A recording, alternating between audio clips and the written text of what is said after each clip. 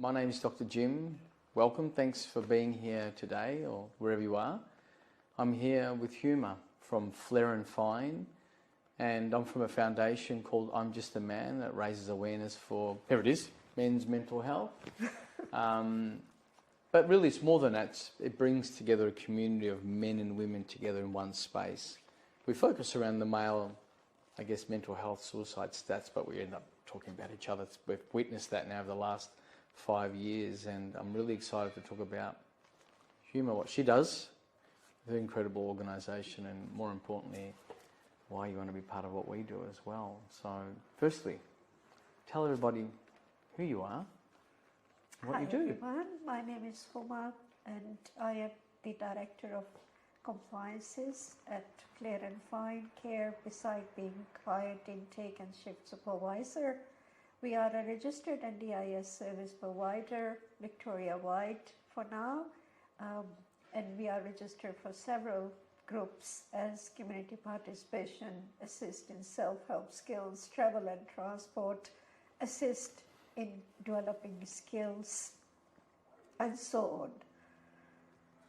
And the reason we are here today is because of the partnership with Dr. Jim and I'm Just the Man, the relevance of having I'm Just the Man to our own industry, especially when it comes to our support worker team, who endures a lot during this shift working with people with disabilities.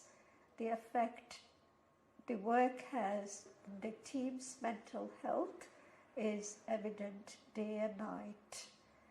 One of the things Flair and Fine does is we have our in-house counselor, a complimentary service to any team member who would like to call any time of the day for a debriefing. And we also have partnership with Dr. Jim, our preferred Cairo as well, beside I'm Just the Man charity organization. So tell me, Huma, what kind of things do you see in your support workers that relate to the mental health? Burnout. Burnout. It's mostly burnout. Yeah. It can be when you're working in the mental health space, you don't know how your day can be. Yeah. You are literally living 4 seasons in one day with your client. Sure. The client can be happy and a bubbly, and all of a sudden they're not, and they're gloomy, and they're suicidal, and they're actually doing it, and a lot of things happen. Our workers are more than just a support workers. They become the first aiders and the mentor. Sure. I guess they're a first action to call. First action, they are the supervisors, they are the leaders, they're all qualified. So it's mainly the burnout. Can I ask you, what does mental health awareness mean for you, not only personally, but, and I can hear what you're saying about your support workers, but what does it mean for you personally, and then how you represent yourself through Flair and Fine and in your organisation? We have to sleep. Everybody needs to sleep. And that's so important for me, and that's why I am the shift supervisor. I need to know how the team is feeling, and if there is any issues, I can direct them to go debrief or talk to me or put it in writing or relax, calm down, we're there for you. I think we have to sleep because that sleep gets affected badly because you're just in a wave of emotions and did I do it right? Was I right? You know, that giving that assurance to the support worker team. Tell me something, what do you hope to achieve by being a sponsor, or what do you hope to achieve being part of the gala? What do you anticipate? What are your expectations? What's your vision maybe? Awareness. We need an awareness. We just don't want to be recognized as an NDIS service provider. We're not just there for the client. We are there for every support worker as well. I know it's the client are sort of paying us for the services, but we want to invest that profit into our team So that sponsorship wasn't from one of us. It was from all the 70 employees of Flair and Have all Fine contributed Care. to it, yeah. We all did.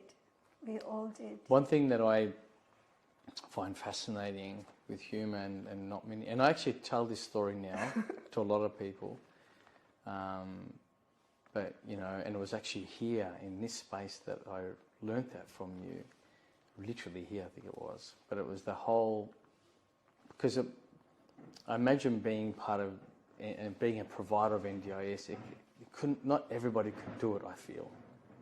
Meaning that unique people would have to be in that industry, because you're exposed to the challenges of people's communication, social, mental health is right there. Yes. So something you can hide from, right? Yeah. No, it has to be people's emotions can go left and right, and you have to be accommodating, right?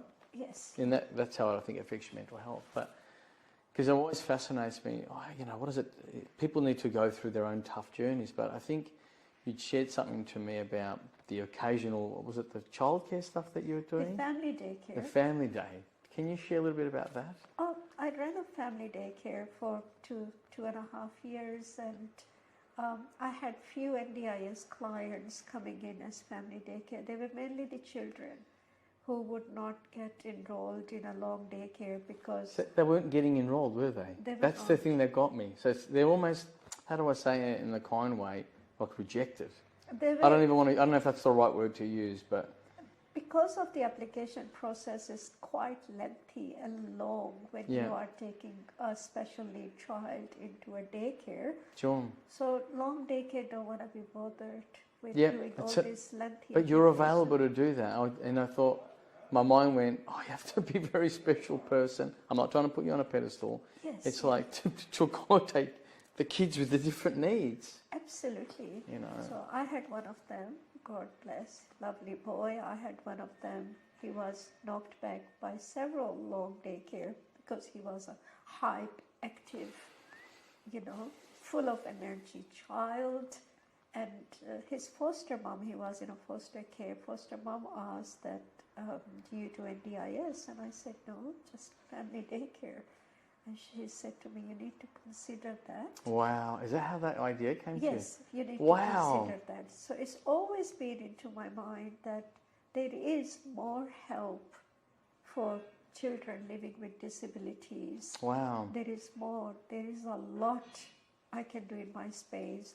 And something you probably don't know about me, but my wife, she's a flight attendant now, but before she was a social worker.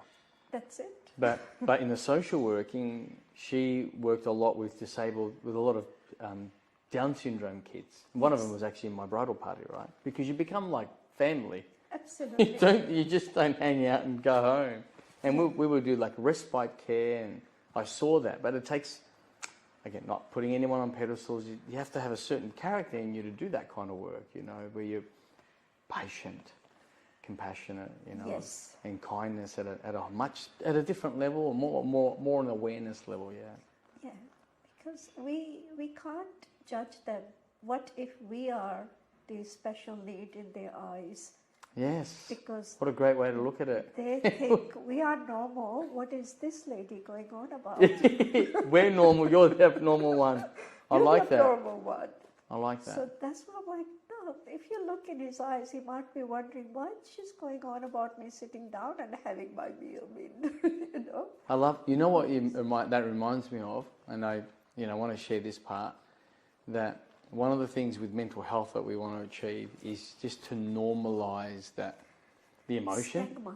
Yeah, no stigma. Like, we're always probably going to be around, but just normalising that you can have these feelings, that people can go through dark moments, but there's always support, that you're not on your own. There are great services like NDIS, real community stuff. Obviously, we've met through BNI, which is a big business network. We're part of a great chapter that has a lot of love and support, I feel. But yeah, one of my big things is to normalise, not just the conversation, but normalise the feelings. Just like, I guess, as a chiropractor, it's sort of abnormal to go, my shoulder's sore, and then be judged on it, right?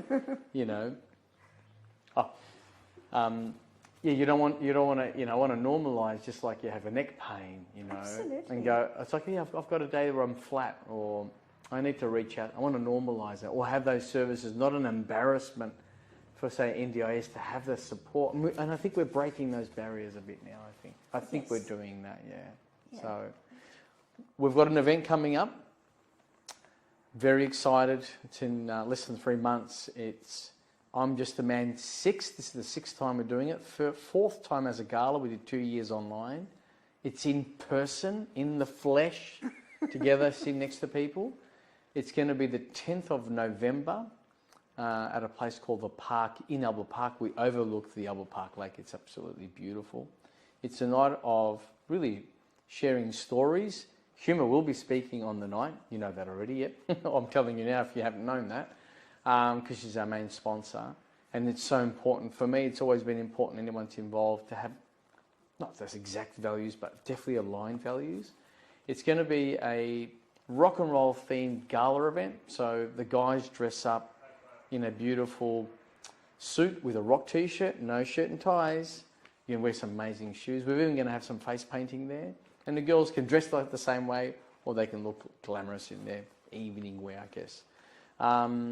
It's going to be, like I said, Thursday night, the 10th of November. We're so excited to be running it again, first time in person in 3 years, literally.